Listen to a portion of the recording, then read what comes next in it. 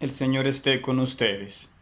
En este acercamiento al libro de Daniel, vamos a entrar al capítulo 2 de nuestro libro.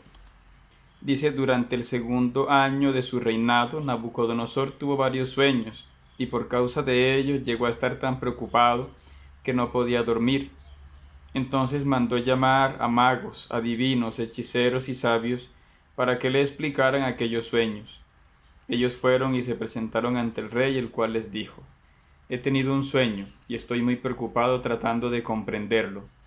Y los sabios dijeron al rey en arameo: Que viva su majestad para siempre. Cuente su majestad a estos servidores suyos lo que ha soñado, y nosotros le explicaremos lo que significa. Esta es mi decisión, contestó el rey.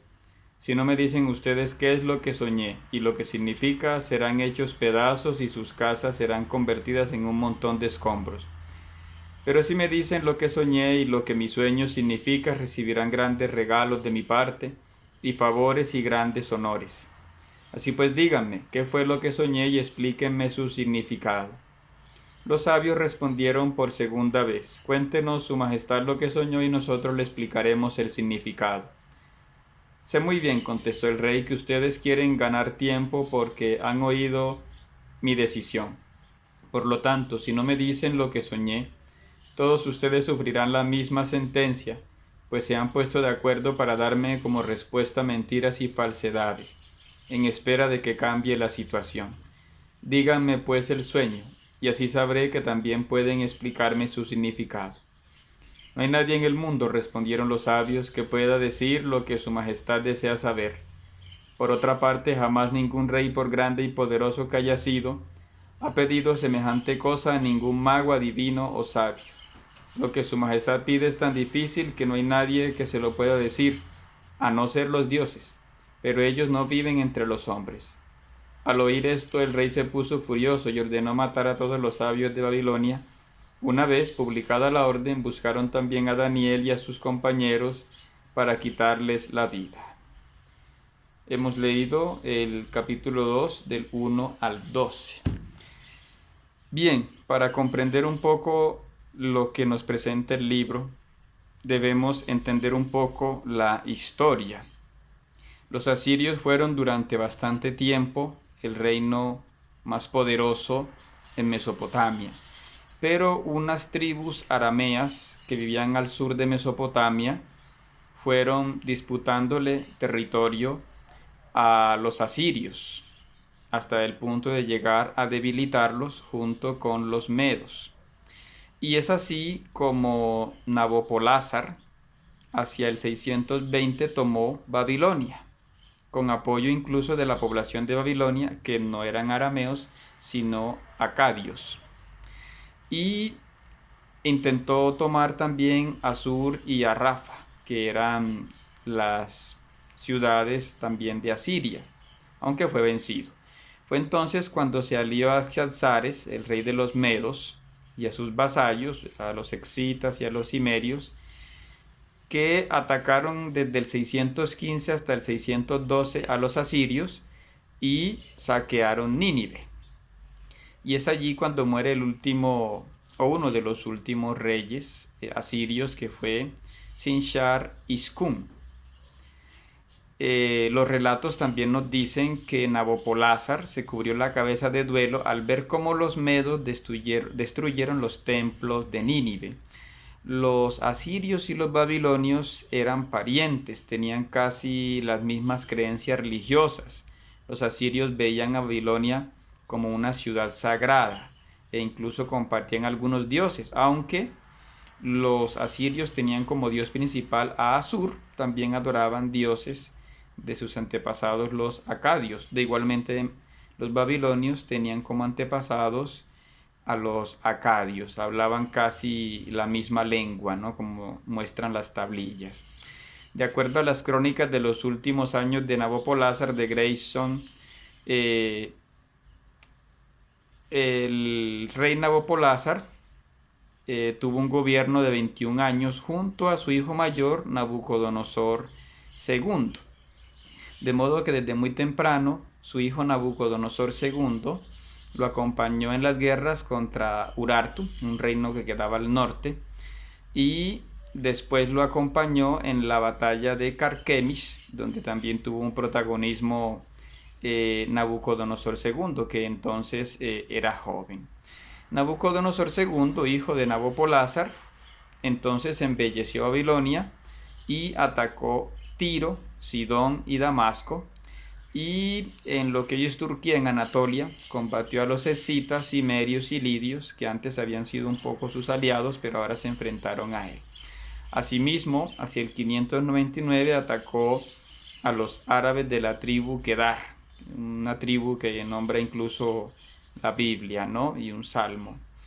El 597 atacó Jerusalén y depuso al rey Joaquín, puso un rey vasallo que fue Sedecías, pero Sedecías también se rebeló hacia el 587 y en este segundo ataque Nabucodonosor destruyó el templo y deportó a la mayoría de los líderes de Jerusalén.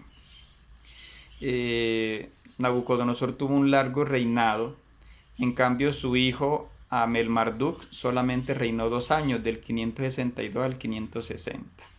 Luego lo siguió Neriglissar del 562 al 556, que básicamente solo tuvo una victoria frente a los griegos de Cilicia y quemó algunas ciudades, tomando prisioneros, en fin, como nos dice la crónica de Neriglissar, que también la trae Grayson, un texto publicado en el 2004.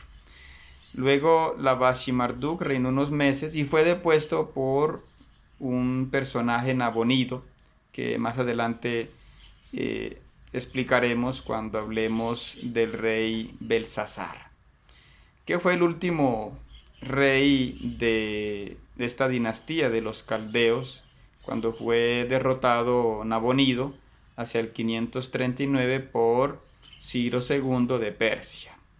Aquí nos habla en este segundo capítulo de Daniel de los adivinos, de los caldeos. Juvenal, un autor romano, afirma que en su tiempo, ya un poco más tarde, pero se vale para la forma de adivinación de estos tiempos, la adivinación se hacía, por ejemplo, usando grandes cestos de mimbre, usando paja, lo hacían a veces sacerdotisas, que decían que eran mensajeras de lo más alto del cielo. Había lugares donde había famosos adivinos, por ejemplo de Armenia, e incluso entre los judíos había famosos adivinos. Había otros que examinaban las vísceras de las palomas o de los pollos.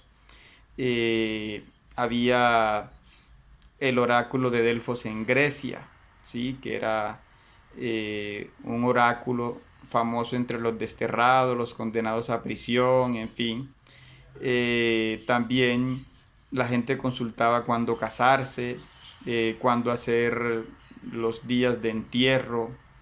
La gente cuando iba a viajar consultaba también horóscopos, cuándo hacer negocios, cómo hacer filtros amorosos. Bueno, estas cosas que incluso tristemente hoy la gente sigue negociando con esto, ¿no?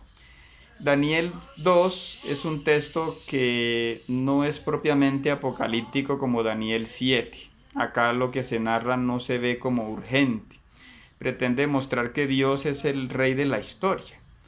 Y muestra que estos hechiceros, estos adivinos, que en la Biblia también se les llama los casdín, o sea, los caldeos, fallan, que no tienen esa sabiduría para reconocer lo que Dios quiere revelar en este caso, ¿no?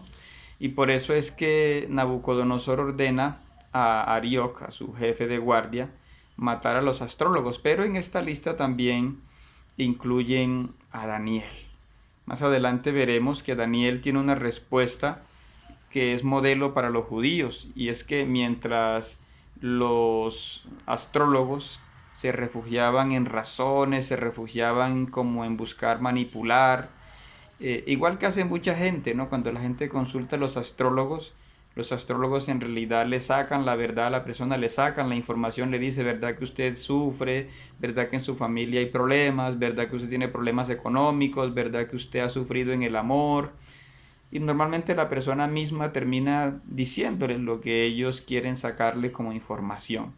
Aquí vemos sin embargo un rey que es desconfiado, y el autor de Daniel nos enseña que Daniel no se refugia en libros de recetas, libros de adivinación que tenían los caldeos, sino que hace una verajá, es decir, una oración de invocación a Dios recordando sus beneficios, una oración de agradecimiento.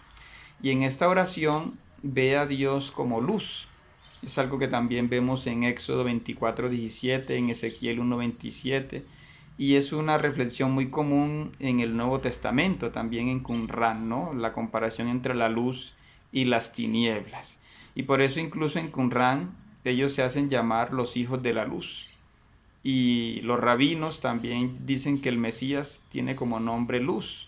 Vemos similar idea en Mateo 5:14, en Efesios 5:8, en Juan 8:12, en Juan 12:36, en 1 de Tesalonicenses 5:5, en 1 de Juan 1:7, en 1 de Juan 2, del 8 al 11. Entonces vemos otra circunstancia que ya se adelantará también al tiempo cristiano, y es que Daniel y sus amigos oran en casa. No hay un templo donde orar en ese momento para los israelitas, y por eso oran en familia, ¿sí? Como nos ha tocado de pronto en ciertos tiempos. Pero no oran solamente por ellos, oran también por los caldeos, por los adivinos que están amenazados. Aquí hay un detalle interesante, y es orar también por los enemigos, enemigos que incluso más adelante se pondrán contra ellos, ¿no? Entonces en el siguiente video explicaremos un poco más cómo es esta oración de nuestro Daniel.